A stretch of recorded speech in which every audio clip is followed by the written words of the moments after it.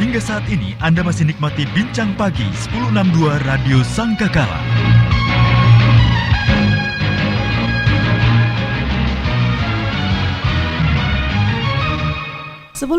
The Voice of Love, Kekasih Tuhan masih melanjutkan kebersamaan kita dalam program Bincang Pagi bersama dengan Pendeta Bambang Hari Wahyudi, Gembala Sidang GBI Gra Family Surabaya. Kami sedang berbincang tentang pengharapan Kristen ya. Kalau tadi saya ngobrol di off air dengan Pak Bambang. Pak, judulnya Bapak ringan tapi isinya ini kita bicara hal yang filosofi ini. Berat ini. Iya. Jadi sebenarnya pengharapan Kristen tidak seringan seperti yang selama ini kita dengar ya Pak ya. Ya, betul. Oke, kekasih Tuhan, Anda bisa mulai bergabung bersama dengan kami menyusul yang sudah bergabung. Telepon, SMS, WA bisa Anda manfaatkan ya. Dan ini ada pertanyaan. Sebelum menanggapi pertanyaan Pak, saya mengangkat tadi yang kita perbincangkan di off air ya. Karena itu penting dan zaman sekarang ini Pak, kita ini di drive bahwa pengharapan pengharapan orang Kristen itu yang enak-enak saja Pak. Yang penderitaan, salib itu jarang diberitakan karena patternnya, maaf saya bilang, para pemimpin rohani khususnya itu menunjukkan bahwa hidup mereka itu enak, hidup mereka ya serba berkecukupan, dan itu yang dilihat oleh jemaat Pak. Betul. Jadi konsep berpikir mereka, oh berarti ikut Tuhan itu harusnya seperti itu. Bagaimana dengan hal ini? Ya, memang berkat Tuhan, bukan berkat Tuhan, artinya berkat itu kan bisa menipu. Ya, menipu artinya membawa diri kita, karena memang manusia yang berdosa ini maunya begitu, keinginannya memang begitu. Ya, jadi enak, kaya, sehat. Nah, jadi itu seperti kalimat muda foya-foya, tua kaya raya, mati masuk surga. Ya kan? Bisa nggak gitu? Nah, nggak bisa ya? Ya, pasti dalam pesta pora itu kan pasti ada hal yang keliru. Nah, jadi kalau kita ini yang difokuskan hanya keinginan daging, maka kita tidak akan tumbuh dalam kehidupan rohani. Masalahnya contohnya begitu Pak. Betul. Panutannya begitu. Betul. Jadi kita, maaf ya saya bilang, karena ini sudah menjadi rahasia umum. Ya, jadi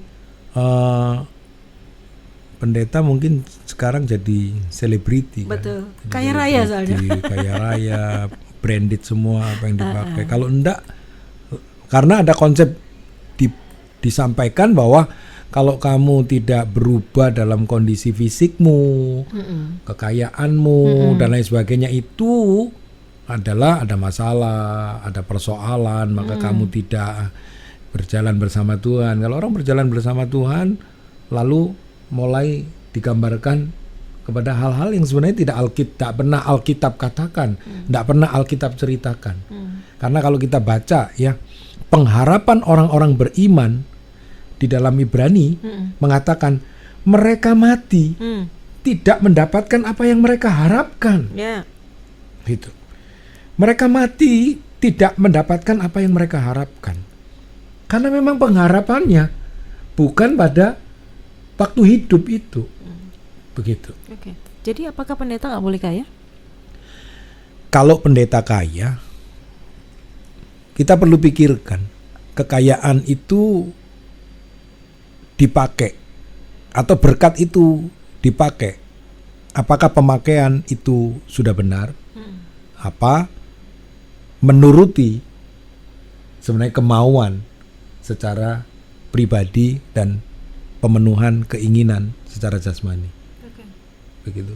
Jadi secara prinsip kita ini hidup, apalagi yang disebut sebagai hamba Tuhan, bagaimana kita ini bisa hidup seperti layaknya, hidup seperlunya, tidak berlebihan melebihi orang-orang yang sebenarnya hidup secara duniawi.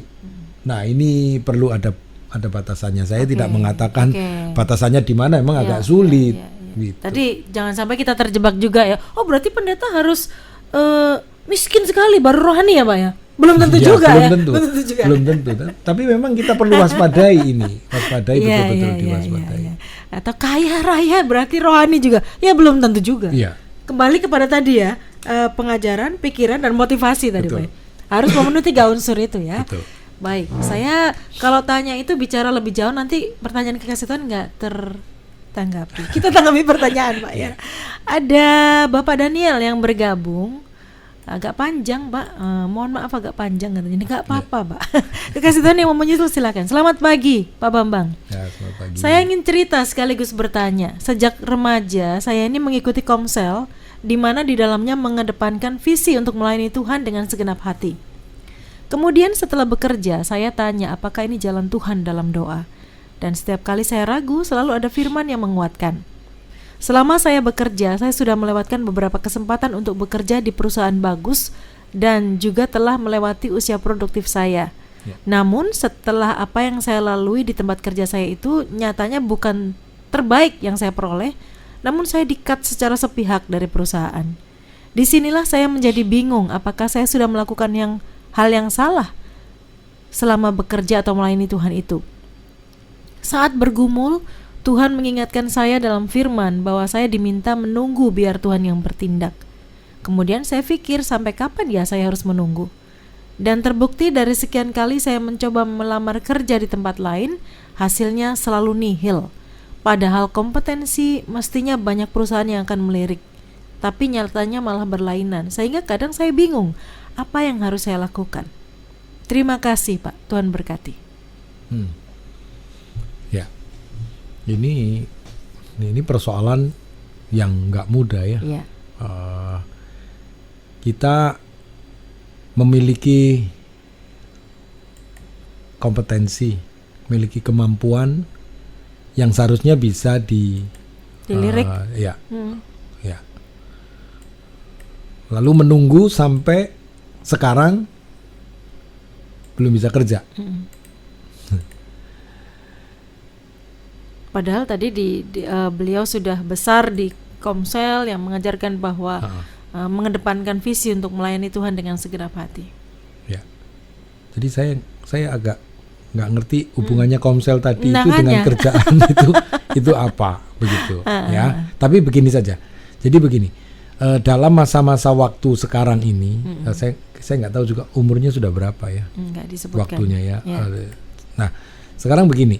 Jadi dari Komsel itu yang benar. pasti bukan 70 tahun kan ya? Mungkin ya. Bukan ya, bukan ya. Jadi saya hanya ingin mengatakan begini. Ya. Apa yang sudah dituliskan di atas tadi, bahwa waktu mengikuti Komsel diajak untuk melakukan visi dalam kehidupan untuk melayani Tuhan. Ya, dan memang hidup ini adalah untuk melayani Tuhan. Nah, waktu kita bisa melayani Tuhan itu memang bukan hanya di gereja. Ya. Nah, itu perlu kita garis bawahi. Itu konsep yang perlu ditanamkan ya. Jadi bukan waktu kita di gereja melayani sementara di luar itu lepas dari pelayanan. Ini yang saya pikir salah. Jadi waktu Anda sebenarnya di gereja itu, waktu di gereja itu justru itu adalah mempersiapkan untuk pelayanan. Mempersiapkan untuk pelayanan, lalu waktu keluar disitulah real kita melayani seperti apa yang diatur, dituntun, dibimbing dalam gereja. Sehingga kita di luar boleh menjadi berkat di situ. Nah, jadi apakah waktu kita bekerja itu posisinya, konsepnya, motifnya adalah melayani Tuhan dengan hidup kita supaya Kristus bisa disaksikan, ya toh, kekristenan itu bisa menjadi dampak dan lain sebagainya. Harusnya porsinya sih begitu. Oh, oke. Saya coba memahami lagi ceritanya. Jadi Pak Daniel ini setelah bekerja, dia selalu tanya, apakah memang ini jalannya Tuhan untuk saya? Ya. Dan setiap kali ragu ternyata ada firman yang menguatkan, Pak. Jadi dia terus bekerja di tempat tersebut sehingga melewatkan kesempatan-kesempatan untuk bekerja di perusahaan bagus lainnya. Oh, oke. Dan sampai melewati masa usia produktifnya untuk bekerja, untuk melamar begitu. Nah, tapi ternyata semakin kesini ternyata tempat kerjanya yang tadi menurut dia itu adalah jawaban dari Tuhan, itu bukan yang terbaik karena di-cut secara sepihak dari perusahaan sampai akhirnya menganggur. Nah, itu loh Pak. Iya. Jadi sebenarnya begini, karena karena sudah dipatok dulu bahwa Di sini. pekerjaan itu sudah di Itu adalah jawaban dari jalan Tuhan. itu Ya, jalan ya, Tuhan. ya, Nah, ya. ini yang perlu kita pertanyakan lagi ya. Sekali lagi saya mengatakan sebenarnya semua pekerjaan yang kita lakukan, kita punya konsep bahwa itu semua adalah jalan Tuhan. Ya. Bukan pekerjaannya tetapi sikap hati kita waktu kita melangkah ke sana, kita harus mendapat melayani Tuhan bagi rekan-rekan atau orang-orang yang dipercayakan di sekitar kita. Tapi oke, kita tidak perlu khawatir, kita tetap memegang janji Tuhan bahwa di antara waktu menanti ini ada kesempatan kita untuk tetap menyerah kehidupan kita kepada Tuhan. Bagaimana agar Pak Daniel tidak terjebak dalam rasa kecewa kepada Tuhan dan tetap berpengharapan kepada Tuhan, Pak?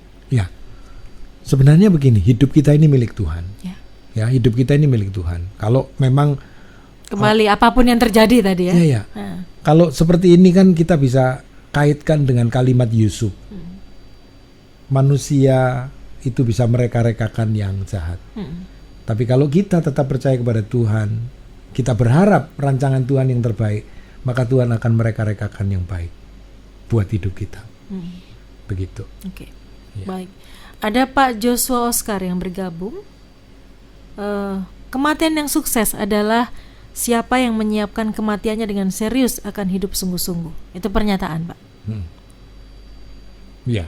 Jadi bukan hanya hidup sukses ya, ada kematian sukses juga ya. Oke. Iya. Betul. Saya pikir ada orang yang hanya berpikir untuk hidup.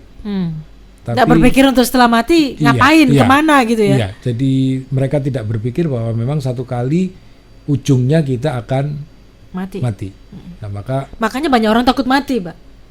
Karena belum Orang siap. nggak tahu mau kemana nantinya gitu ya. Ya, saya kira perlu mempersiapkan itu. Oleh sebab itu saya mengatakan kan pengharapannya ini harus pengharapan kepada yang kekal. Ya. Ya, Tuhan mengatakan simpanlah hartamu di sorga, bukan di bumi. Nah, seperti itu. Jadi dimana ngengat itu, dan karat tidak bisa merusakkannya ya.